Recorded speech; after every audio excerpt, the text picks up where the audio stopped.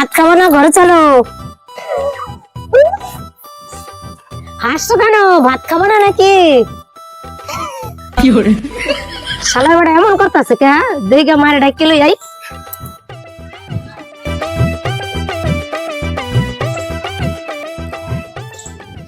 দেখো তো তোমার ছেলে এরকম করছে কেন? আমার ছেলেকে তো ভূতে ধরেছে, তুমি বুঝতে পারছো না? বসে ওরকম হাসছে। তাহলে এবার আমি কি করব? ওই পাড়ায় একটা ভালো মহিলা কবিরাজ আছে, ওই মহিলাকে ডেকে নিয়ে আসো, ভূত ঝাড়া, ওরা ভূতে ধরেছে। আমি তো চিনি না, তাহলে চলো দুজনে গিয়ে ডেকে নিয়ে আসি কবিরাজকে।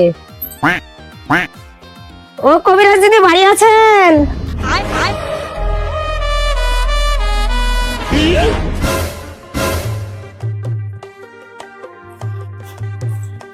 কি বলছেন বলেন। ওই পাড়ায় একজন ভূতে ধরেছে, ভূত ঝাড়াতে যাবো। আরে আমার ছেলেকে ভূতে ধরেছে, আগে আমার বাড়িতে চলেন, আমার ছেলে উল্টো পাল্টা করছে, আমার ছেলেকে আগে ঝাড়াবেন।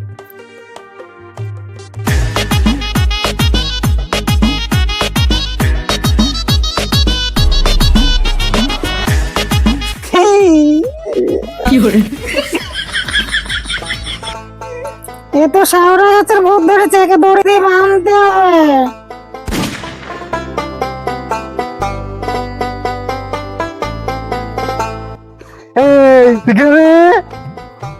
আমাকে বাজারে কেন? কাঁচা কঞ্চি, মোটা ঝাঁটা, আস্টেলের ডাল, ধূপ, সরষে, শুকনো লঙ্কা, এগুলো সব লাগবে, নিয়ে আয়।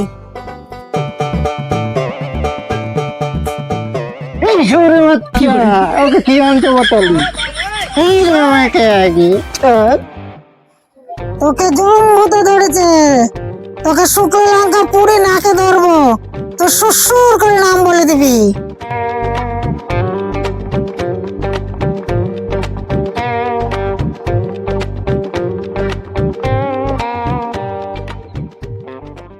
বিং চিং চিং চিং, ওং বিং চিং চিং চিং বিং ছু।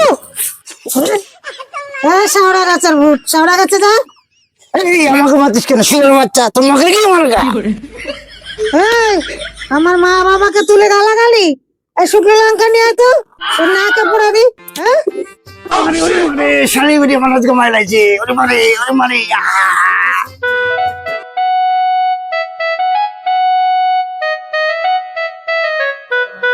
এখানে কি হয়েছে? কি এখানে এত লোক কেন? দেখতে পাচ্ছি না ওর ভূতে ধরেছে, তাই কবিরাজ নিয়ে আছি, ঝাড়াচ্ছি।